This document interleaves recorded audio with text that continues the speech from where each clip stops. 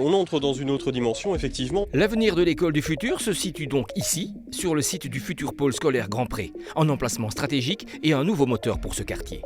Ça va prendre du sens et encore plus de sens avec le projet de l'école du futur qui est mené depuis bientôt 25 ans au sein de nos locaux actuels.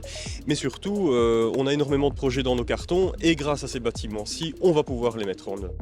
Ces bâtiments répondront aux nouveaux critères, aux nouvelles normes. Donc d'un niveau énergétique, on a un niveau excessivement bas, donc QZ -20, c'était quelque chose qui était exigé et c'est ce qui était exigé également pour obtenir nos subsides PRR. Ce complexe de 15 000 m² prévoit la création d'une crèche, d'un hall omnisport mutualisé, d'une école de tronc commun ville de Mons et province de Hainaut et donc d'un établissement d'enseignement secondaire supérieur provincial, largement subsidié par le plan de relance et de résilience européen, échéance mai 2026. Actuellement, on conçoit l'enseignement comme un continuum de la 3e maternelle à la 3e secondaire avec un suivi du tronc commun.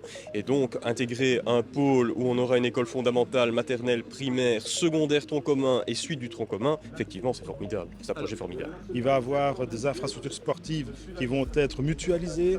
On va avoir aussi des bâtiments au niveau de l'école secondaire qui pourraient être mutualisés dans le cadre, par exemple, de petites représentations théâtrales ou de petits concerts. Donc, ça va vraiment être un cœur, je pense, qui va dynamiser le site ici.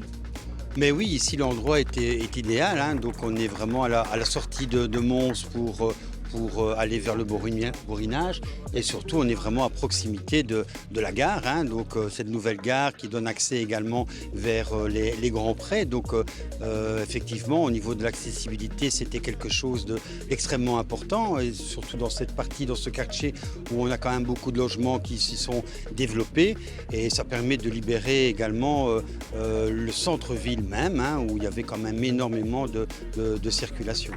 Et je tiens vraiment à insister sur le fait que sans les provinces, ça n'existerait pas ce genre de projet.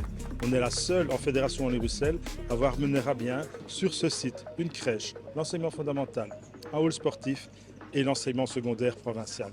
C'est une première de l'ensemble du territoire wallon.